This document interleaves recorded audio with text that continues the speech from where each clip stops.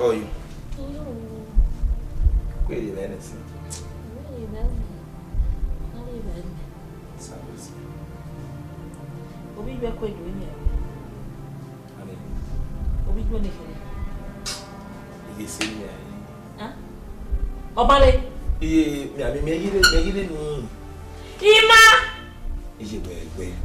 Iyenbe. Ima. Ma. Daddy. Do like this. Do like this. Should I stay? I'm already in the mood now. Oh. Stop.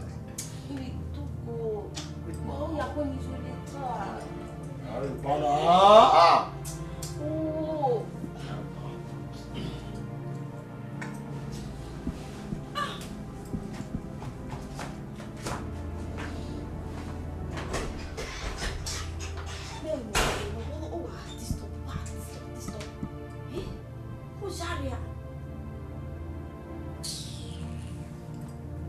Baby! Ima! He's here. What time not to ban? Okay, me. Nasa mengi. Man. Ima. Ya kama wewe bobi ju. When you are here? We me ania. How? Why me? Yes. Yeah, we only DJ. Digwa no yo biju. Digwa no yo biju.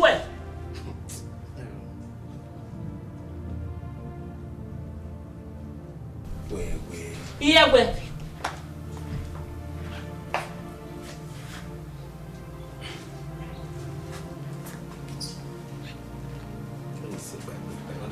Bagbe, so nobody gonna bagbe.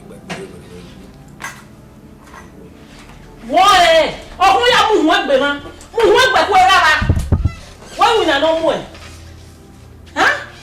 ó ní ọ̀hàn kéré gbé ẹgbà mú ìmí ẹgbà rẹ̀ o ó kí mọ̀ tó àgbè ẹ̀mí ẹ̀rẹ́ kí náà lẹ́gbẹ̀rẹ̀ mẹ́kàbí ẹgbẹ̀rẹ̀ ní ẹnu náà ìdòtí kí náà yẹn ẹgbẹ̀ mẹ́kà ẹgbẹ̀rẹ̀ ní eri abeta ahwe imata hia ogba eri ebe offend we betere yen mati gwe yen man yia una ye forgive me ahwo ye be wo we agba pe huwa eri we ka yede Okudomo. Wakoye Obado yasa baba domo osawe segure batebi ezi ene me hayati igwala weso okay.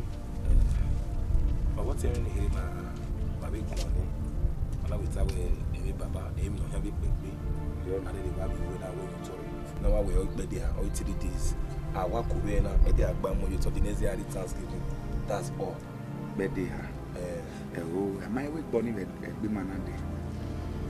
It's not done. Even my over is 7 days burial. Yes, 7 days in here, our way, our walk back.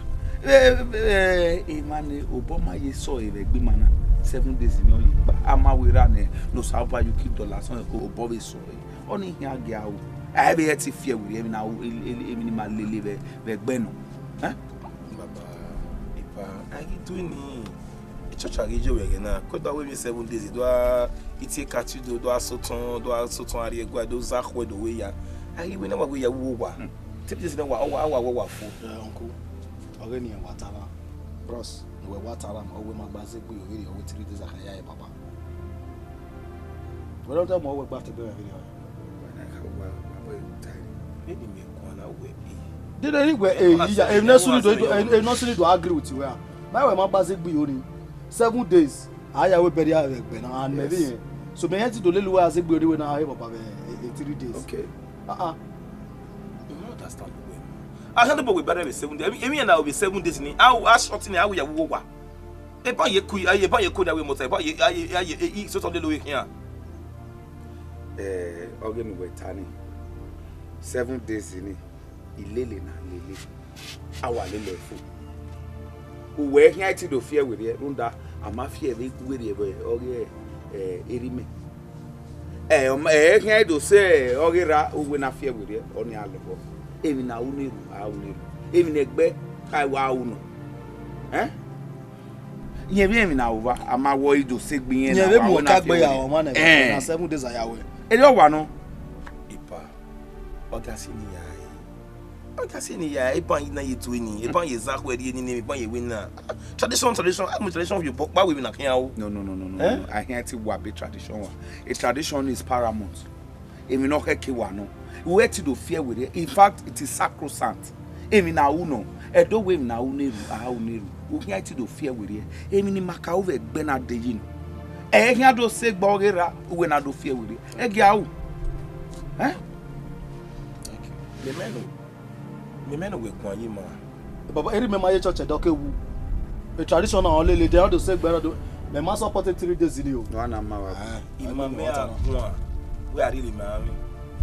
Me gwa fo wa wari ye. E o wo ti on. E o mo ti on o te no we dai. Even no mama o ma be mama e. O ti on. Dinu we ji. E kini wa me na wa be tara. Ono na oge. Ima da we pamuza ne. Ima understand the way. Me a gwa o se me nyimo bo. Ose ono na oge na ya na do amwa mi. Odion nwa obo kan. Emi no sunu begbe agwa kana.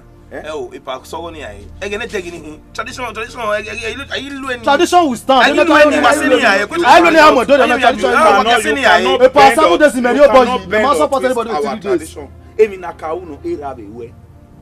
O mi fu ne do ade ne ma. Me agun iye gun fo wa ri lo ma me ma. E to pa ona mi a stop. All stop.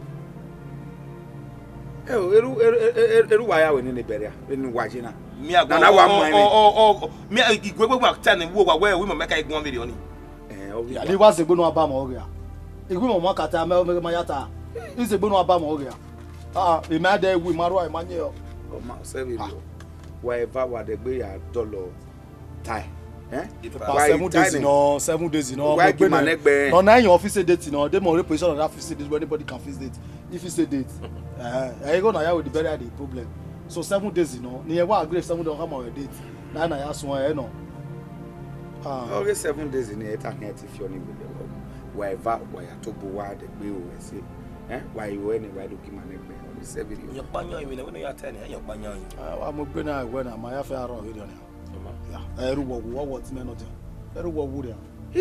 so uwa we neruwa keke ye mortuary a omodian ave no anything was no omodian no omodian gun we gun omodian omodian no ma follow the right process how we correct savoir ya ze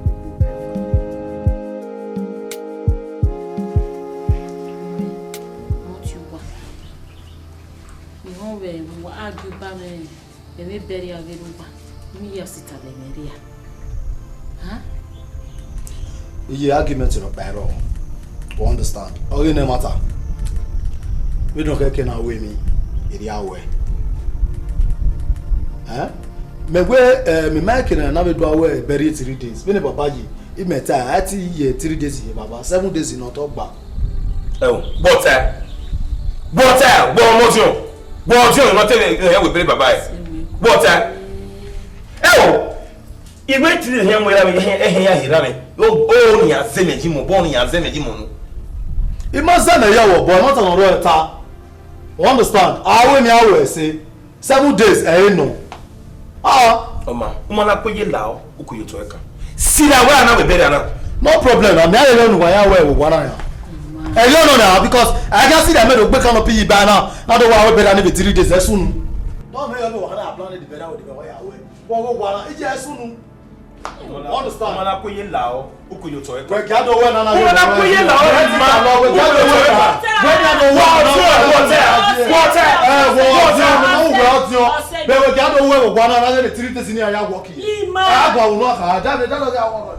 Understand?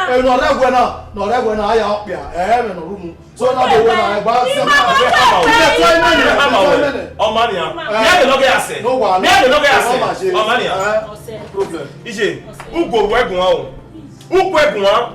Do na be we this to me your to pa. It can be your too. La.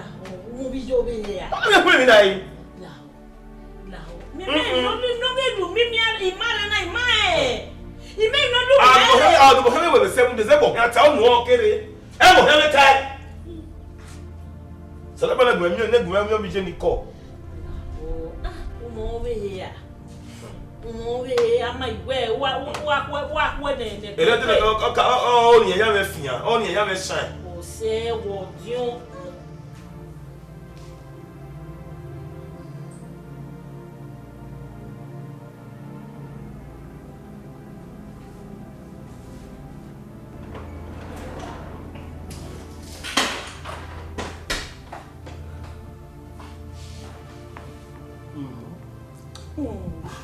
Ima, wawe gwalo na unda wa wawe na imu gwalo. Ala hui Nigeria PS. Wow. Tell me the work in the shop. Nimemata. Area mata. Mi ame we yegbe la wo we gbe la jere ani ma e wo me gwalo. Like 50K.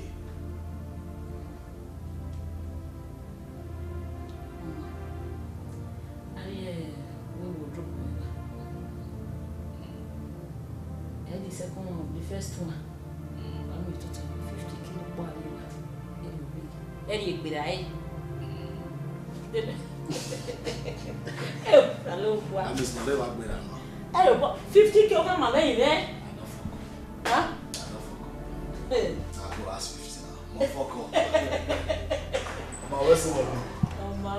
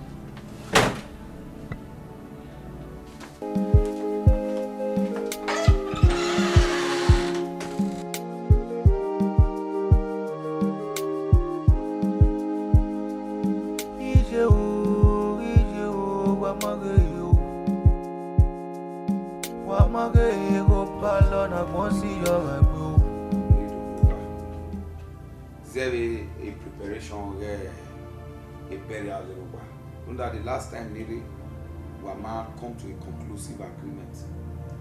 Now we need to do know what the Benuai and we under okay very normal time. Now we need to know what women are near me at time. Why am we and I want to be near?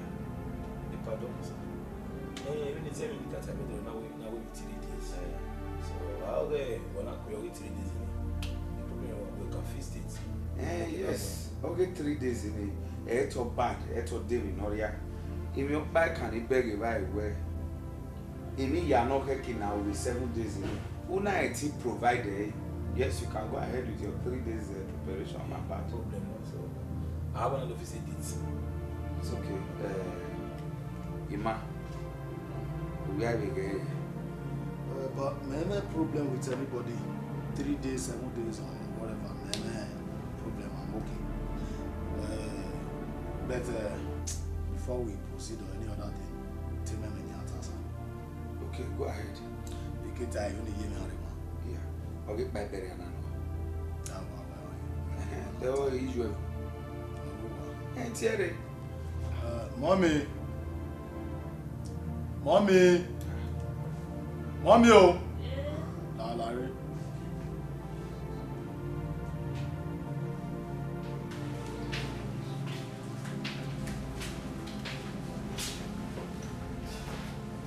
Yaga. Koyo. La tuta.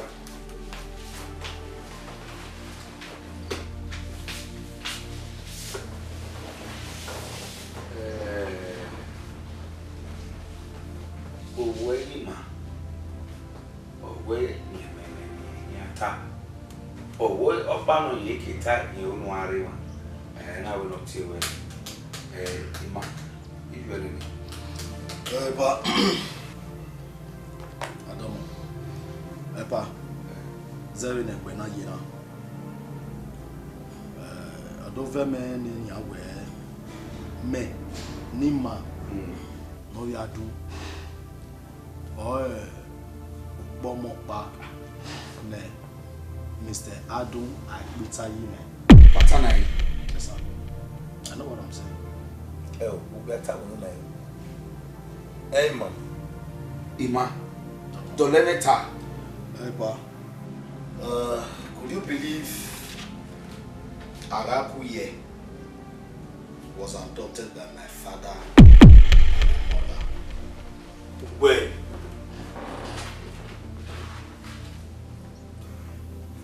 Few days back, I made that document. Who we hear? Ima, on them they are joking. Who got bought them who to lemeta? Oh, Malaka Lutana. Wale swing. Yaraku. They know not. Emeni matano. Bishop.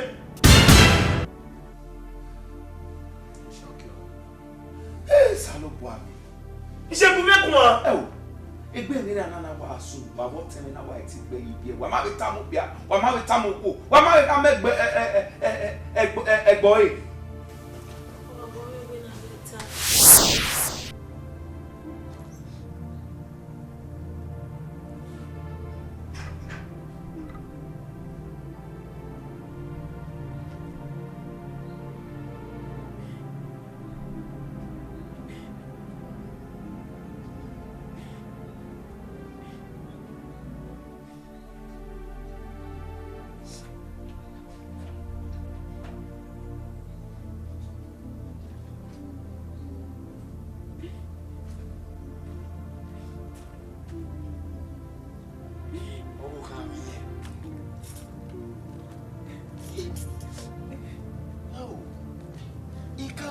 Bena we oye nu so asukwe fi wo wa e we na na geze ke meja de aso iwe no ni we wa ye ji na iwe nu we egwe we momo egwe wo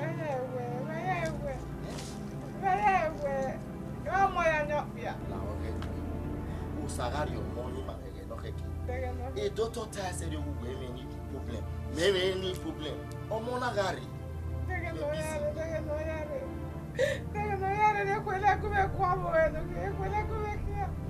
we agime ao iwe me we onde mama se awu ma we ma se ya we avie mi ana o e ko ya ari aha la o kesi o kana ni mo si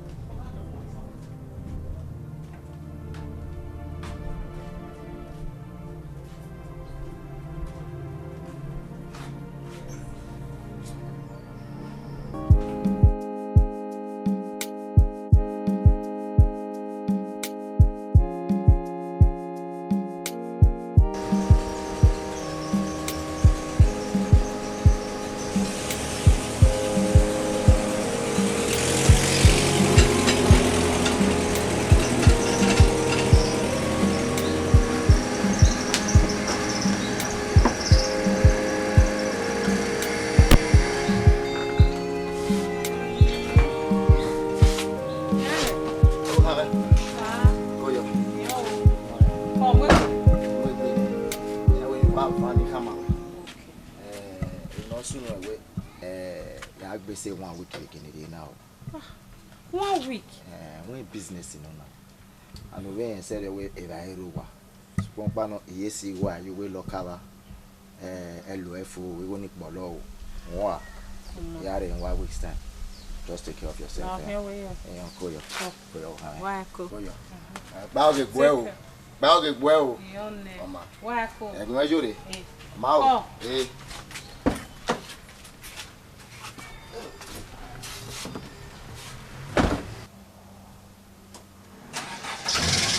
Okay.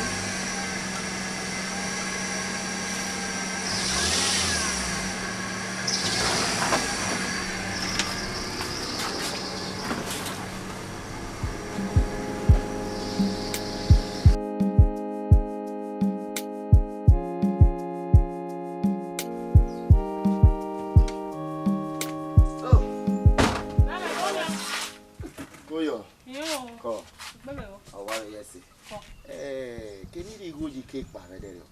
You see, when we are here, you will not pay. My mammy, I'm a crew where you are. Oh, for Nania. We are Tanai.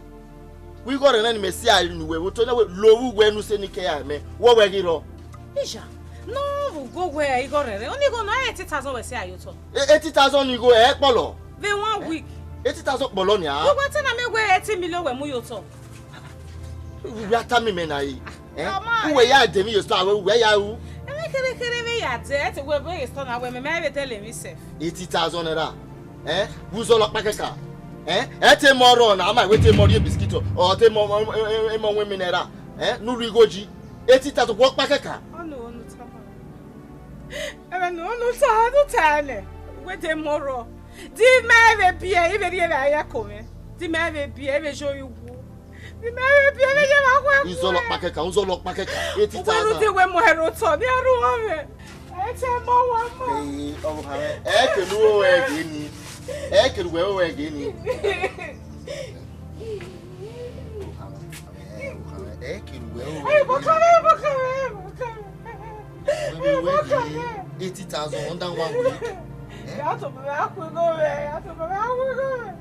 Koko no e ken uhe be ki ai iko na mai si video ni me ke na go work we na ba vie na be how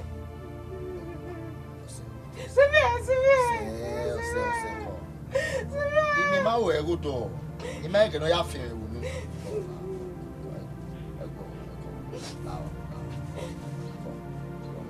o ka me no kesi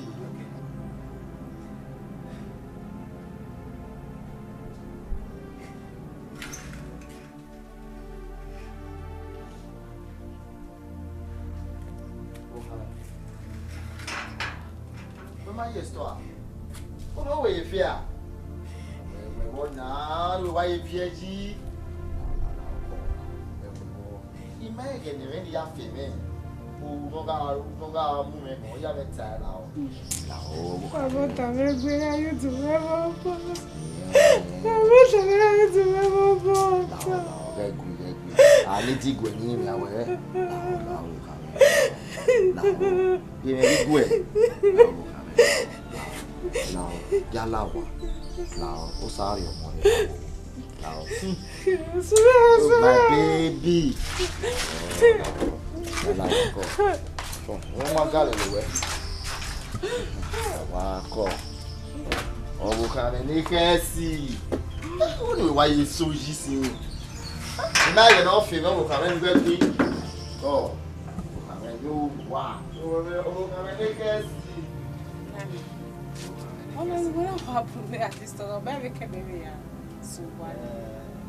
Upa never came out. You are women at time when you were in a way it is when we are doing get up. Don't wear it again. You know, I don't know a yap where I did. So if you were, you know, dinner and I remember, so no would be my idea.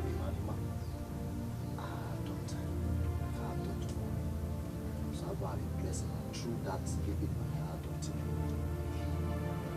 Only a letter? Yes, so, boy, Jimmy.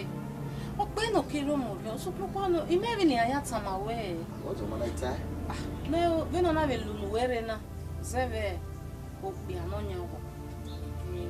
Ko waka aboso ni. We are go emeje.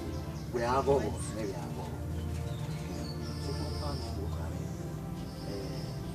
Omo ya mama ya wo choose one and adopt. Omo ku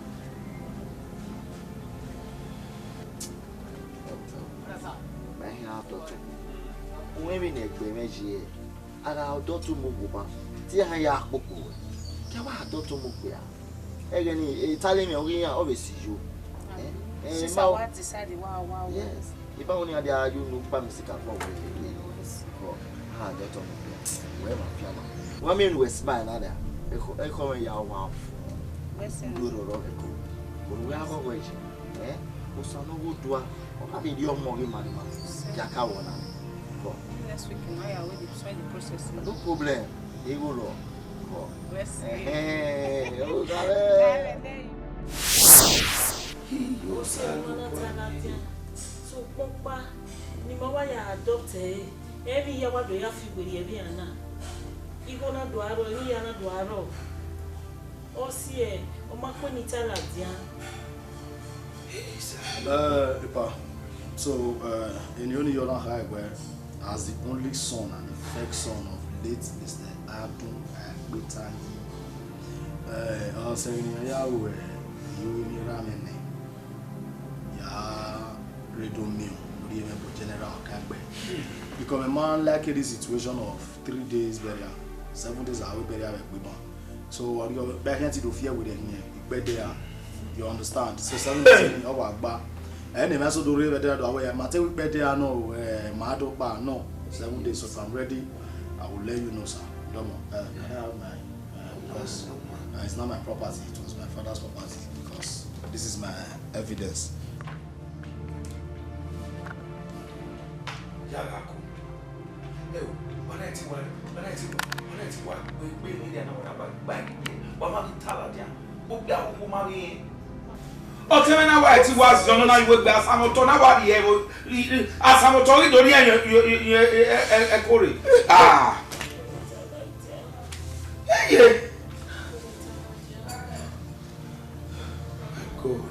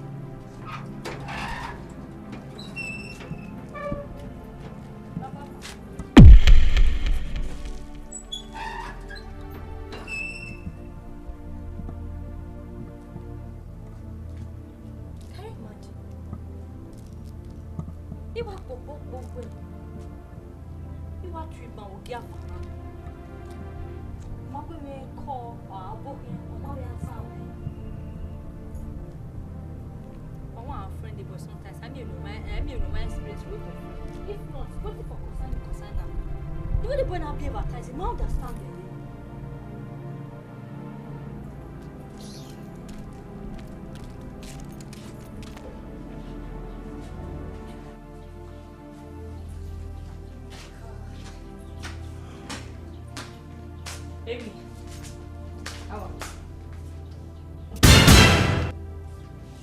Baby, what's wrong? Why are you crying? What's wrong? Baby, come on, what's wrong?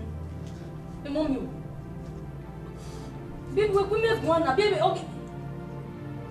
Okay, Papa, we avenge you. Don't like this. This one keeping me quiet. What's so emotional? Baby, I hope nothing is happening. Man, sure, baby, you're passing, no, eh?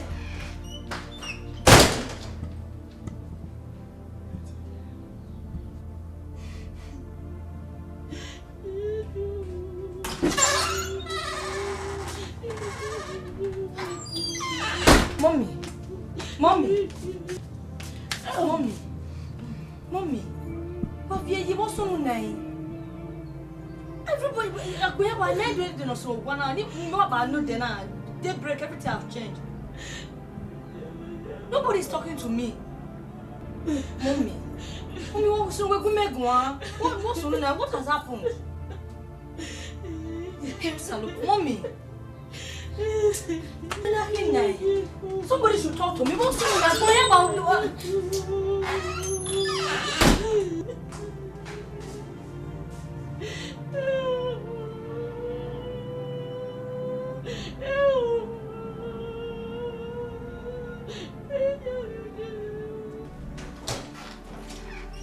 Baby, what's on over? We make one. We must just I know they want me buy over. Coming back today now. Look at what what is going on? You talk to me now. Baby, now. Please, look what's on. I'm finished. You are full. Finish.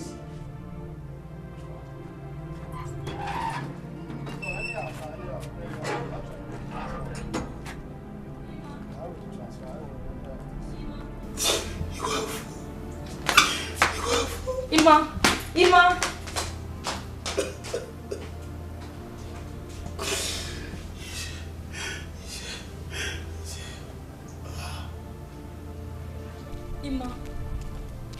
Now, Ima no sunu. Iware baba, Agaku. He's crying. No sunu. Omako enwe mo si ayo. Ibi me mo se be fie. Ibi mo se wo sunu. Mo se mate baba. I don't know what is going on. What happened? I understand. I know you were good. But you were testing me. But my test is fine. So do you know anything else? Go and meet your so-called boyfriend. You are not bad to stop him. Can somebody just talk to me? What is going on in this house? Everybody's just crying. Everybody's behaving weird. What is happening? Salopwa. Oh, baby.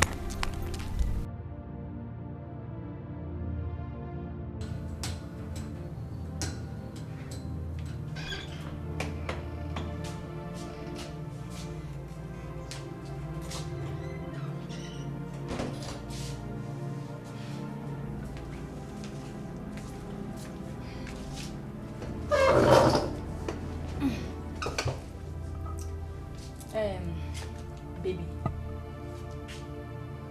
The reason you are born, oh, you not go one on or do my venny me.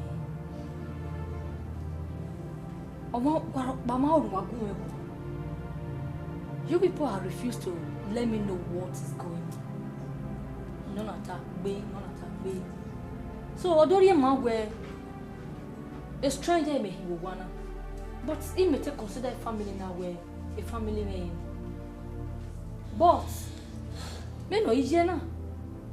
It's obvious where I'm no longer welcome in this house. When we party, na mana invite on. Wow, we put blood to us. Me no Iyen now my way over. I better go home. I have to go home. So that even no room or no border or no more time and any riding. When it came out of my time.